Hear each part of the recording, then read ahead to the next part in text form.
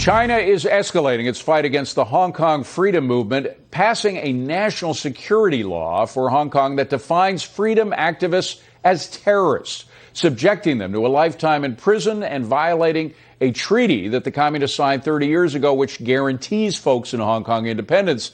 And the China trade deal, is that now in jeopardy because of this new ruling? Joining me now is retired Lieutenant Colonel James Carafano. Colonel, great to see you again.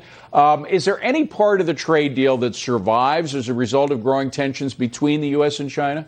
Yeah, here's what my trade dudes tell me. The Chinese are probably going to make an effort to follow through on the trade deal. They might have trouble doing that because their economy just might not be able to support it, but they're going to try. One, because if they fail to follow through, it exposes that their economy is weak, and they don't want that.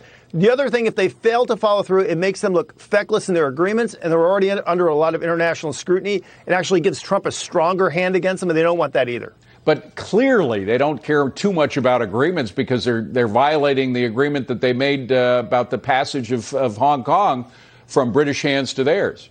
Yeah, and the problem is they're not used to the pushback and the scrutiny on this, and they are in many ways sowing their own friction. So this is a kind of a moment for the world to see they don't even hold up their obligations to their own people. But we also see the Belt and Road Initiative, their vast economic promises not panning out. We see many other promises that they made not panning out. We find out that the massive human rights abuses, including sterilizing Uyghurs, mass concentration camps, slave labor camps. I think all these things are really creating friction in China's relationship with the world.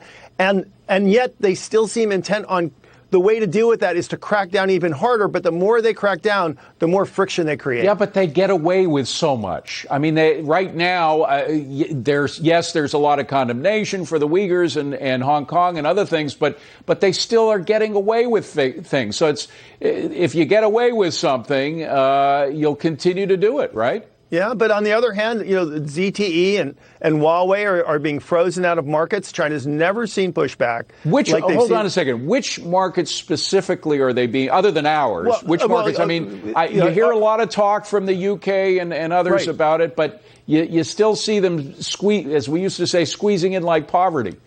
Well, look, and because this is uncomfortable for a lot of people don't want to stand up to China. But they're going to have to, and we see the momentum moving in that direction, and I think a lot of this is the Chinese not knowing how to deal with it. Look, it's kind of we're in the middle of the play, right? Yeah. So at the beginning of the play, China was on the march. At the end of the play, I think China's going to be in really deep trouble, and we're in the part, in the part where the crisis for them is happening, and I don't think they're actually dealing with it well. Well, meanwhile, they're still doing a lot of nasty stuff, primarily in terms of dealing with us. They're showing in massive amounts of propaganda, showing our problems with the pandemic, showing our problems with the protests and the riots, suggesting that, the kind of activity that we saw in Minneapolis with police actually killing a person is something that happens every day, everywhere in the United States. I mean, they're pushing this propaganda that not only the United States, but the West in general is falling apart, and hoping that their people believe it. And frankly, it's about the only information that their people can get. Yeah, this is called Wolf Warrior Diplomacy. It's named after two very popular Chinese films about this kind of Rambo character who goes around fighting evil around the world, and all the evil happens to be, set up by the CIA in the United States. So we have a case of Chinese life imitating art. So they're mimicking this fantasy movie characters that they have. Look, the Soviet Union tried this during the Cold War. It didn't work out well for them. I think in the end it won't work out well in the Chinese, because when the narrative conflicts with reality, in the end, reality wins out. So I think this wolf warrior diplomacy, this is something new that they really haven't aggressively tried before. And actually, again, I don't think it's going to work for them, and I don't think it is working.